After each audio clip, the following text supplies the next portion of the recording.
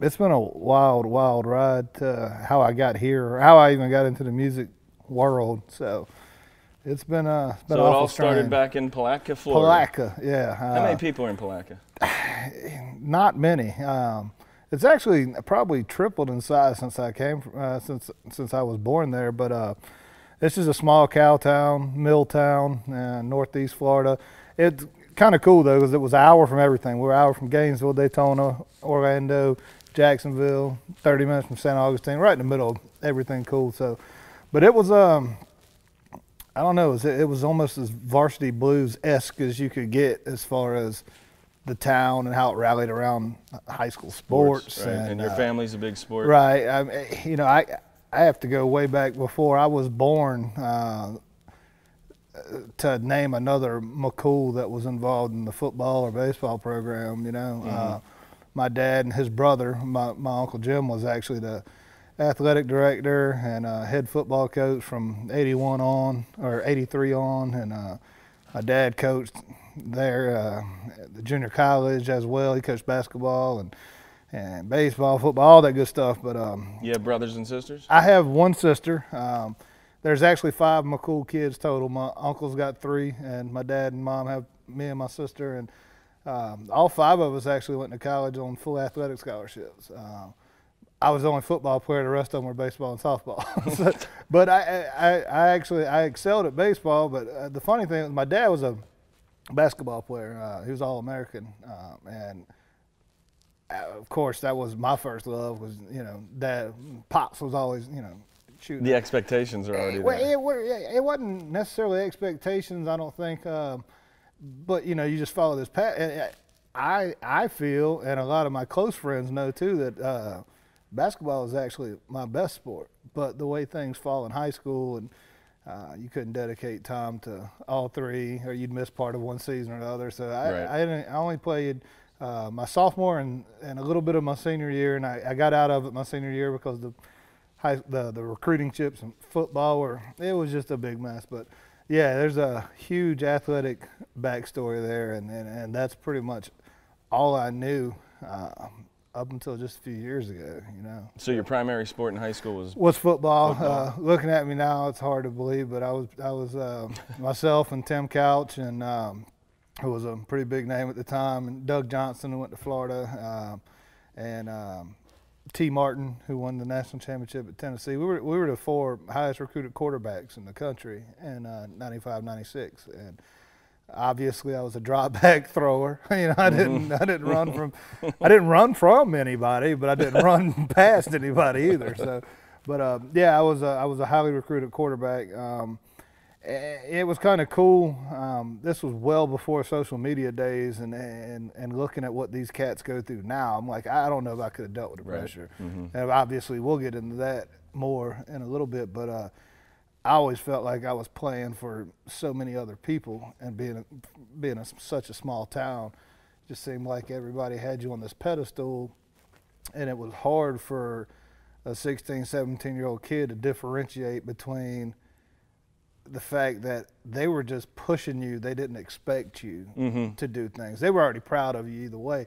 But I never could please myself in that aspect. And I couldn't understand that being, one of the best quarterbacks in the Southeast wasn't good enough. I thought that everybody wanted me to be the best one in the country, and that wasn't the case. They just wanted me to be the best one in the county. There were 3 high schools actually in the county I came from, but I don't know. It was cool because it came natural, and I never had to work out and get in the weight room. I was always bigger and stronger naturally than most people. So I always like to say I don't have regrets. I look at everything as a learning deal instead of a regret. But if I had any regrets, it would be taking it more serious back then, because I didn't understand once I got to college how much all that lack of going to the gym and working out and all this stuff meant. And it was the same thing in baseball. It's like I was a huge kid for especially that time period, and I batted left-handed. I did everything else right-handed, but I was a left-handed hitting first baseman, and everybody on the planet wants one of those. And I hit the ball well and played well. The funny thing was, I could stand flat-footed as a sophomore on the 50 and not even move and throw the football through the uprights. Wow. And I had a strong arm. Man, I couldn't throw 83 off the mound. It was all mechanics. You know, I never understood that. And I was like, man, I was always the super stud in Little League and all those other stuff, pitching, but I never could make that progression. So I'd moved over to first base, and that, I don't know why, that bothered me. Like, I had this feeling that, man, I should be out here throwing 92, 93 like a couple of other guys that we had. That's what's crazy about Palatka as a whole. It's a breeding ground for athletes. It's nuts. I mean, my senior year in baseball, we had Melvin Dasher was a 6th round draft pick. Matt Buckles was an 18th round draft pick. My cousin Lee McCool was a 4th round draft pick to the Padres. And we had 2 other pitchers, Mike Knowles and Chad Scranton, that were less than a 20th round draft pick as well. And we didn't even make the state tournament. So go figure that. That was nuts. But the athleticism that comes through there is crazy. Baseball, which raises the expectations. Right, too. it raises your expectations. But that was just baseball. Football, on the other hand, anybody that follows it knows that, you know, your local high school, especially at the small towns like that, you might get a Division I college football player every couple of years come through there. And I remember vividly from 83 to 99, Palatka had 1 or more Division I signee every year, with several years having 5, 6, 7. So football was just the mecca. You know, it was huge. And it was funny how I even got the chance to even play quarterback. I mean, I never was going to play another position because I was too slow to be a receiver, too weak to play linebacker, and, you know, all this tight end or anything. And our high school always ran the wishbone and had an option quarterback. It was always, and my uncle's the head coach, and he's seen me all my life throw the ball, you know, growing up through Little League and all that stuff. And honestly, we didn't have a kid that year when I was coming out of middle school. I jumped right to varsity, and we didn't have a kid that could take a clean snap and run the option. So they were kind of forced to, okay, let's give Jeff a chance.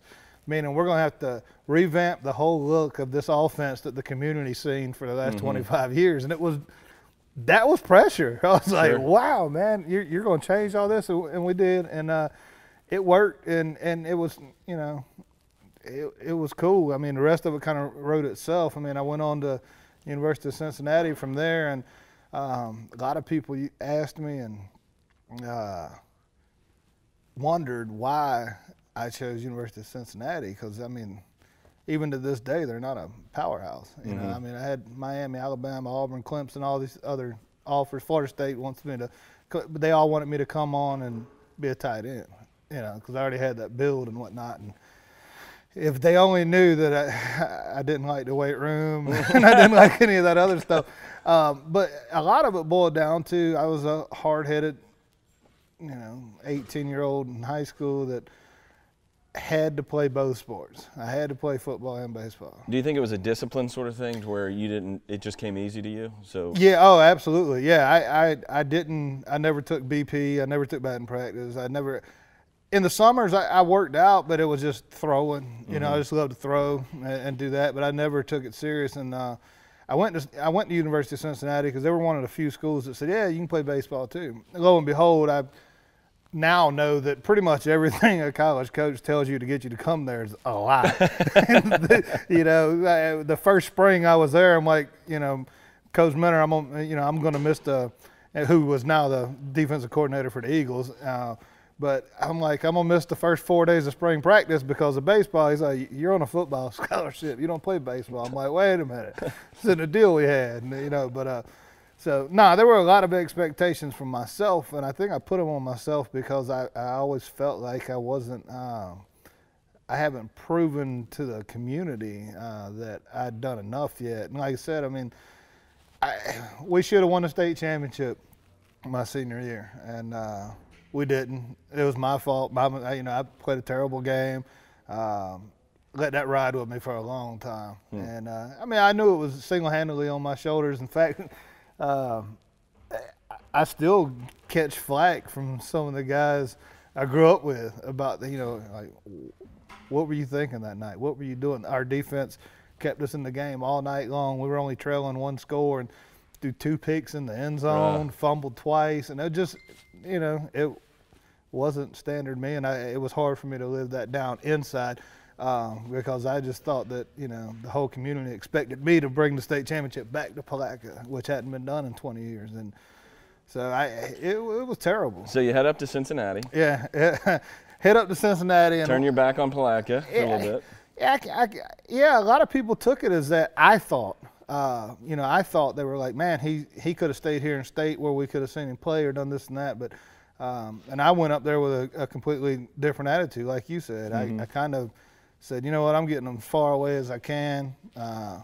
Forget all that. And for some reason, prior to me going to Cincinnati, I decided to watch the movie Animal House, which I thought that's how everybody lived in college, you know. Gosh. And that and the movie The Program was huge at the time. So I'm thinking, oh, this is going to be great, Yeah. you know. And I get there, and fortunately, University of Cincinnati was on quarters instead of semesters. So we went 3, you know, grading periods as opposed to just your spring and fall. And that being said, when you report as a freshman, there's no school going on. It doesn't start till. So you pack your bags, you head on up to my hometown, Cincinnati, Ohio. Right. Playing for the university. You're how old? I was 18. 18. About to turn 19 in September. Got there, of course, no school was going on because we were on quarters. Now, could you drink then? Or was it 21 yet? It was 21. It was 21, okay. But that was the thing. I never drank a drop of alcohol in high school. Never. Really? No, I was scared to death of our town was so strict. I mean, even if you were caught at a party that was serving alcohol, you were kicked off the team, no questions asked. So there were a select few of us that were super dorks in high school. You know, we just didn't do anything. So I got there, and none of the older guys, the veterans, the seniors, or anything, they don't report till a week after the freshmen come in. And we get in there, and, you know, I'm just blown away at the magnitude of everything, the size of the stadium, the weight room, the other guys. I'm like, wow. And I remember calling my dad 2 or 3 days after I'd been there. I was like, I'm never going to play at this level. And he's like, why? And I was like, I didn't take it serious back. I knew then, you know. So I was like, I'll be a solid backup. I know I can do that without trying. Did you have any regrets at that point? Like, yeah, no. No, because I felt like I was far enough away now that people would just see through the smoke and mirrors and realize that, oh, you know, yeah, he got to go play on a football scholarship. He'll get his degree and come back home like everybody else does. That's all we asked, is that he finished. Lo and behold, they know that story was going to change a little bit. No, I was there for a couple of days and I already realized it. And then, you know, we're working out, we're going through everything. And then the seniors and the upperclassmen all report to camp a week after all us young guys have been there. And it was a gift and a curse being a quarterback, because the older guys kind of are forced to hang around you because you're going to be a leader in the huddle at some point. Well, I wanted to be just like those older guys. Yeah, you got to remember, 18 and a 22-year-old senior or a 23-year-old senior, that's a huge maturation difference. Sure is. I mean, huge. And I was immature as could be, but I had to try to prove to them. So I quickly became Bluto / Joe Kane from the program. In fact, that's what a lot of the guys at Cincy used to call me, was Joe Kane, because he was the quarterback from the program that just drank like a, you know, fish and this stupid stuff. I mean, I did. I got to where, I mean, I could drink 5, 6, 7 nights a week till 4:30 in the morning, go limp through the 5 a.m. workouts, or, you know, get out of it. So I knew how to work the system. I always found a trainer that would believe anything I told them. They'd go to the head trainer and be like, hey, McCool's fallopian tube swollen. You know, like, they wouldn't even, I mean, it didn't matter. I could tell them anything. I pulled my pupil this morning. Like, it just, I mean, the most random stuff, just to get out of things. But so I did. I just kind of limped through it. But then I go out and practice, and I still compete. That was what was funny. And so I kind of played this game with myself. how little can I do and still get away with being accepted by the coaching staff? I wasn't worried about the guys. They all took me in right from the get-go because I was stupid. I would do whatever they told me to. You know, if you're out with the hey, for instance, we're there in camp, and they always say camp, you know, before the season starts, and they take you to a secluded area so you don't have any contact with the outside world.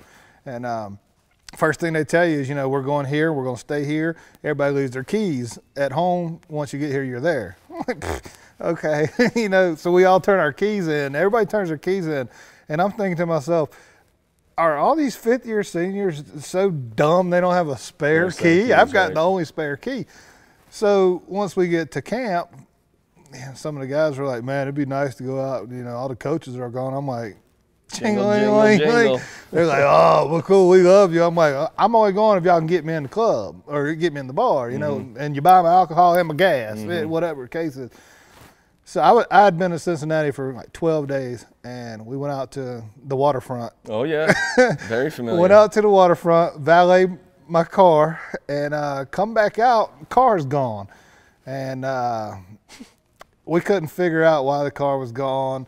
Long story short, the car left the outside little tower where they do all the keys for the valet got thrown in the river. You know, I used to valet at the waterfront, by the way. Really? It might have, if you were there in '96, it could have been. It would have been close. Yeah, no, I was in Nashville. we kind of got heated with the guy that parked the car, and we rolled the whole key thing down into the water. Oh, so my gosh. Yeah, it was not a good situation to come find out that our car was just parked in the separate lot over there underneath the bypass. Oh, my gosh. Jeez. Yeah, we went to a holding cell that night, and Coach Minner, our head coach, was the one that came and got us out, and we went directly to the stadium, ran till the lights came on. Oh, my gosh. That was a terrible thing for me to do, but it was, at the same time, it was like, all the other guys were like, this dude is a beast. I'm like, I didn't understand how ignorant it was, but how cool they thought I was for doing something like that. Right.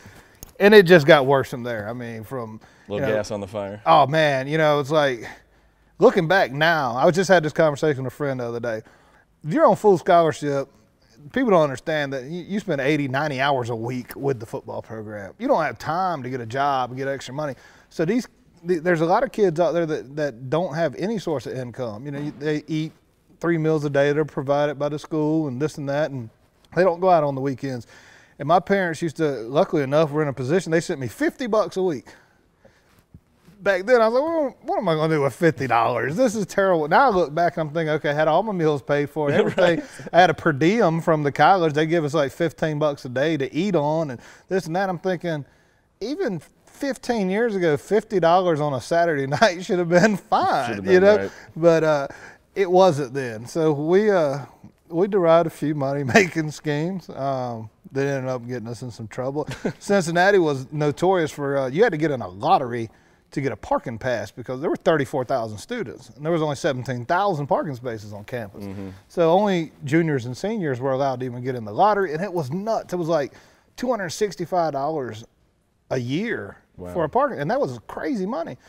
So a buddy of mine had one of the first laser printers, and we got kind of creative and Photoshop, and we sold a lot of parking decals. Let's just put it that way. Because everybody, you know, that couldn't get in the lottery, $270. Well, you could buy them at 303 Sawyer Hall from our dorm room, which was also known as the swap meet, for $25. And while you were there, you could also get you a brand new Tommy Hilfiger jacket and shirt, because we had a buddy that worked at Lazarus. Wow. That would sell us things very discounted. Basically, the first.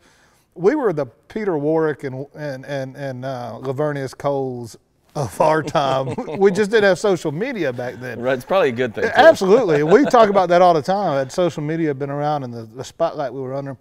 Man, honestly, the most terrible thing I've ever done in my life to this day still. We sold fake barbecue tickets for a Boy Scout camp to a barbecue that didn't exist. You know, I mean, it was like, it was terrible. I mean, I look back and it's kind of funny. Am I gonna have to testify based on No, it's a statute of limitations statute of limitations have run out, man. They're way gone.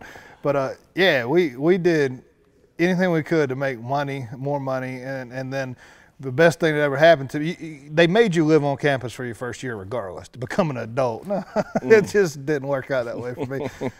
So after your first year, what they do is they take your scholarship money and they give it to you in a check per month. And it really does teach you how to balance money and this and that. Now, you can't give an 18-year-old kid $2,100 on the first of the month when all of you, everybody you knew up there were 5 guys living in a 5-bedroom, 3-story house with a basement. Your rent was like $200 a month, including electric and everything. Right. You got $1,800 more dollars. That's trouble. You blow that on the first 3 days of the month. I mean, it was crazy. So I didn't learn anything from that as far as checks and balances go. But it was a blast. I met a lot of great people, and I kept in contact with all of them. One of the coolest things about being a Cincy was we couldn't win, which didn't make sense because our coaching staff was John Harbaugh, head coach with the Ravens, Rex Ryan, head coach with the Bills now, Rick Mentor, defensive coordinator with the Eagles, Greg Seaman is the head scout guy with the Bengals now. Mike Tomlin was a grad assistant up at Pittsburgh. Wow. Urban Meyer was a grad assistant, and we know. And they're like, how did you not win? Look, coaches and players, there's egos everywhere. Yeah. Great coaching school. But so anyway, after a couple of years, I knew that I wasn't going to last there. I was going to end up in jail is what was going to happen. Seriously. I mean, Coach Mentor could only get you out of so much trouble. Things, right? And the good thing was, since it was such a huge basketball school, my last year there, I kind of distanced myself from this because I realized I was going to get in trouble. Mm-hmm. So I moved in with Ryan Fletcher and Kenyon Martin of the basketball team, which was they're 2 of my best friends ever. But Cincinnati basketball, man, it was crooked as a roach leg. You know what I mean? It was like Kenyon's driving around in a '96 Lincoln Navigator, and I come home and we've got leather wraparound couches, big, huge TVs. I'm like, where'd y'all get this? Don't ask. I'm like, can I play basketball? It's like, so it didn't make things any better. But so I left there and went back to Palatka and just to try to figure it out. And my buddy asked me, said, well, why don't you play baseball at junior college while you're figuring it out? Because I had a year of eligibility left. And I said, all right. I hadn't picked up a bat in a couple of years and go out and hit 400 and break the school record in doubles. And I was like, it's just, scouts everywhere, worked out with several major league teams and all this kind of stuff. And I was just like, it just still, I don't know. It just wasn't enough. I felt like I still had more that people wanted me to do. And long story short, I ended up at Charleston Southern University in South Carolina playing football for my last couple of years in school. And that's where I'd learned all the tricks by now. Right. Learned it all. Yeah. And I was there for a day. And you got to remember, this is wild. Charleston Southern University used to be Baptist College. So it's right in the middle of the Bible Belt, and it's a perfect place for you. Very strict circumstances. And there was 3,200 people on campus as opposed to 32,000. Right. And anytime they had a Division I transfer come in, oh man, it was just like crazy. They hadn't won a game, a couple games a year. So when I came in, it was like, man, it was all in the papers, and I'm like, wow, they have no idea what I'm about to do to this campus. No, I mean, that was my attitude. It was like, they have no idea. I already knew I was going to go start here. I was like, I'm going to go play. That's not an issue. Mm-hmm. What else can I do to just, I had to have that light on me at all times. And same rule applied there as anywhere else. Coach Dowd said, hey, your first year here, you have to live on campus. It's like, well, that's not going to happen. I'm 21 now. Mm-hmm. I've already done a year and a half on campus in Cincinnati. I did a year on campus at the junior college. He said, rules are rules. I said, okay, cool. And I have 100 people to attest to this. The first day, he stuck me in, they called them the quads. We had 4 dorms there. And, you go into a dorm room, they've already got the furniture and everything in there. And mine was on the 2nd floor. So I took all the furniture, the dresser, the bed frame, everything, threw it off the balcony. Oh, my God. Called housing and said, man, I can't stay in this room. There's no furniture here. Oh, my gosh. So, yeah, it was. So they come here, and Coach Dowd and the coaching staff on the phone when I get in there with Coach Minter from University of Cincinnati. Like, what could I expect from this guy? They're like, what is up with this Tasmanian devil? They're like, oh, you don't know what to expect. That's kind of the mystifying thing about him, you know? Like, I mean, Coach Minter, I got caught eating a hot dog on the sideline at a football game in college because I missed pregame meal. I mean, little things like that. So I get to Charleston Southern and throw the furniture out and all that, and I went to Coach Dow and said, this is how it's going to work. Like, I got to live off campus. I can't go back to dorms. I can't deal with these little kids is what I was thinking because they're 18. I'm now here. Yeah. Man, it was nuts. We moved into a house, me and it was 4 of us total.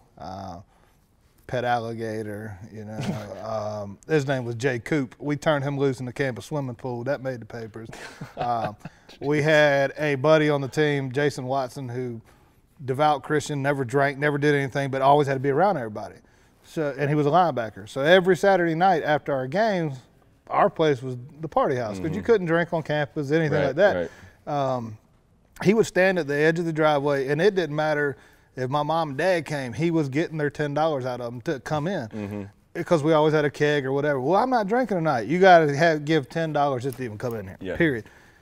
And, you know, when you've got 180 to 250 people coming, $2,500 is huge. Even splitting 4 ways or 5 ways with him outside, we made money. It was back to this, I got to make money. How am I going to make money? Get paid to party. Absolutely. And that was the same deal went on there, too. Parking was an issue, so we fixed that as well. I still think I'm one of the only people ever to successfully cancel a final exam and have it moved. What happened was they were filming The Patriot, the Mel Gibson movie. They filmed it right there in Charleston. And a girlfriend of mine at the time, she actually played on the golf team, but she bartended at night. She calls me on a Thursday night. She's like, dude, y'all got to get down here. There's a closed cast party for The Patriot. They're filming downtown. I'm like, I can't. I got a final tomorrow. She's like, it's open bar. I'm like, be there in 20. You know, so we round up some of the guys, we go down. It was cool, met Mel Gibson and Heath Ledger and all those people and everything. Man, we stumbled back in the house 4:35 in the morning, and I got this business law exam at 8. So I went right to my roommate who had a computer and printer and just typed up, I'll never forget his name, Professor Mack, Business Law 102, final exam has been moved to Friday, or been moved to Monday at 9 a.m. Went to campus, stuck it on the outside of his door. Oh, my God. Pulled off in our truck and sat over there because it was an 8 a.m. course. We'd gone to Waffle House and took it, and we're sitting in the truck eating.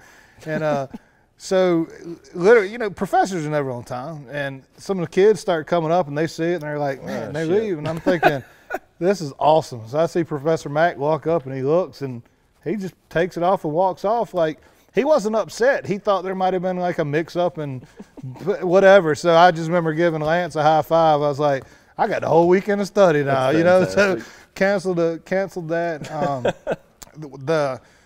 The football program there didn't have a whole lot of money, and they had these huge tripods that they had out at the football field to film practice with.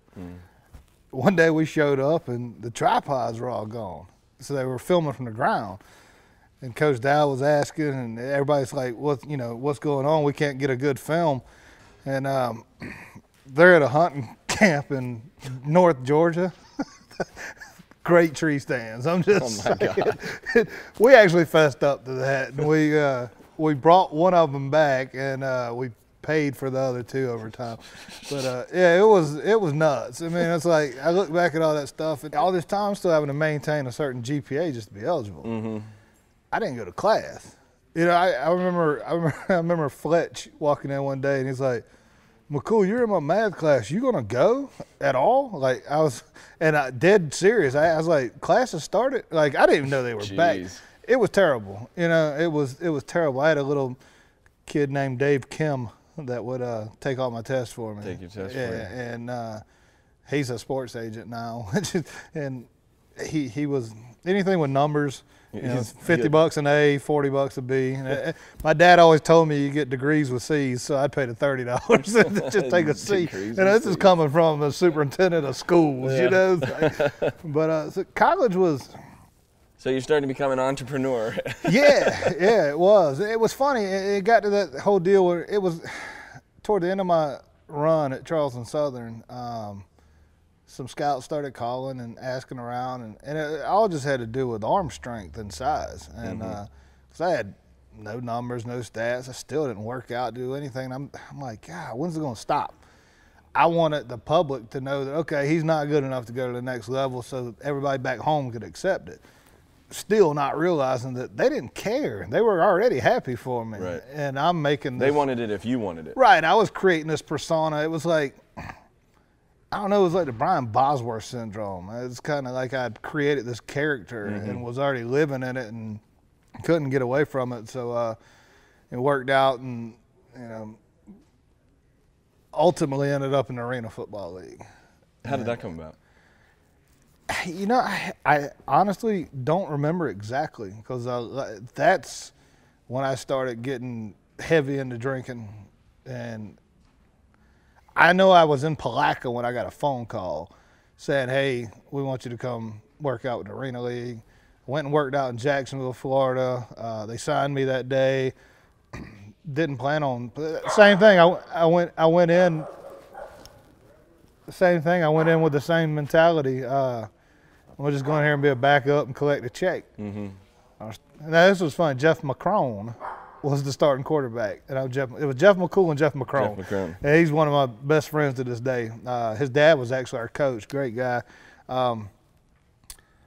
He got hurt like 3 quarters into the first game. I'm like, God, I got to learn this playbook. It's like, and to this day, I think I'm still the only person to be fined for drinking a beer during a game, which was, it was coming off celebrating after a touchdown. The fans are right up on you. He hands the beer, so I chug it, and everybody's, and not, and I get fined more than I made that week because we didn't make any money. Right. When you go in and you get that gold card in your locker, you're like, man, what am I doing? So it still trickled over. It's like, but that was when I got introduced to the drug world, was in the Arena League. There were so many ex-NFL players and then guys like me that were still just kind of hanging on and lingering. I had a cat that played with me, Terrence Flagler, one of the best guys I ever met in my life. He had 4 Super Bowl rings with the Niners. Wow. Like, what are you doing in the Arena League? 40 years old. Can't get it out of my system. Can't. He had the money. He did well with his money. Some people just can't walk away from it. And I was almost looking for a way to get out of it. But I'll never forget being in Charlotte, North Carolina, and getting done with the game, and played against some guys that I knew from college.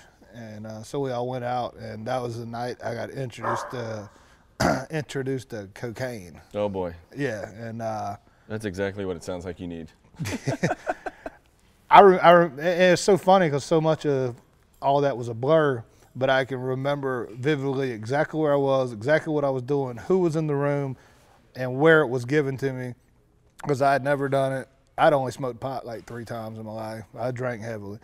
And I did some coke that night, and the very next day I was calling that guy to ask him where I could get it, what the quantities were, how much it cost, all that. I was addicted, hooked. I mean, line and sinker. It got to the point to where I was starting. I was playing. I was the quarterback for Jacksonville Tomcats, playing arena football, and I would go in at halftime and do lines of coke and come out in the second half and play. Yeah, it was terrible. Never sold it in my life, not one time, but spent $750 a week for 4.5, 5 years, bought an ounce every Friday. Wow. And if anybody knows the quantities and how much that is, that was a lot. But I was always the guy that had it and shared. And so I was that guy. Yeah. And it was just like, when's it going to stop? Yeah, you didn't care who had it as long as you had it. Yeah, exactly. But that's when I was 23, 24 at the time, and I finally started realizing, man, this is out of control. I felt like I distanced myself now so much from my family and friends back home that even if I came back home, it was tainted. And so my idea was, okay, I'm going to keep playing until they tell me I can't. I started taking it serious. And It was funny. Nobody ever suspected it because I was the fattest cokehead you'd ever seen. That's what I was gonna say. When you go home, did people ever say like, "What's going on?" Anything going on? It was funny because I played in the arena league at 270, 275. It was huge, so it was easy to hide, you know. So anyway, I started taking it serious and playing well, and then I actually got a legitimate injury, elbow. Wasn't ever going to be able to fix it, and that was pre all the crazy medicine they have now. So, was there a part of you that was kind of thankful? Yes, 100%. I was going to say. I was thankful. I wanted to go out on a crazy high note, like a Theismann leg snap, something like that. Yeah. But this is no lie. It happened in pregame walkthroughs. We just had on helmets. Don't even have on pads yet, and we're just tossing routes. And I look this way to get the ball from a trainer, and as I go to throw, guy was walking in front of me, Anthony Bright, never forget, and I hit my elbow on his helmet, bust my bursal sac in my elbow, ulnar collateral ligament explodes and nerve. And I was like, really? Wow. That's how it's going to go. I'm doing blow at halftime. I'm riding a CBR 900. And you stubbed your toe. Yeah, a CBR 900 that I laid down underneath a school bus one afternoon on the way to practice late. I had them build into my contract chewing tobacco fine because we weren't supposed to chew in the facility once we got there. I'm like, okay, we're playing pro ball. You don't have to have mouthpieces if you don't want them. So I can chew. And I'm going to chew because I'm addicted to that. So well, just go ahead and take that out of my check. So I'd get my check back and it would be like FICA. Oh, my gosh. Tobacco fine. I was like, it was funny though. It was like, I kept my first check and never cashed it there and had it framed just because it had that and it was so little. You know what I mean? Right. It's like a cover charge. Yeah, we were making a couple $100 a week, but you had stipends like right. so much money per touchdown pass and this and that, blah blah blah. And then they took care of your housing, meals, and all that. So you were actually making really good money if you knew how to budget. But I didn't know how to do any of that. So, but yeah, I was done with arena ball. Went back to Palatka, and my uncle was in the last couple of years of his terrain as head coach before he retired, and he asked me to come on and coach the quarterbacks, and I was like, cool. I'd love to do that. This will get my feet back in the community as not the black sheep anymore, which I created on my own. Still don't understand. I mean, I just now get it, 20 years later. Right. They weren't against me. And now I'm under such a state of paranoia because I'm addicted to cocaine and I'm hiding it from the community and my family. I went on 2.5 years in the school system, coaching. Uncle Jim retired. I coached one more year, and I just couldn't do it anymore. Like mentally, I'm gonna turn that off. Mentally couldn't do it anymore. Just knowing that I was living such a lie. It really started. This is what's even more ironic. It started getting really bad, living a lie. So I got into the car business. Well, if you're gonna live a lie. Yeah.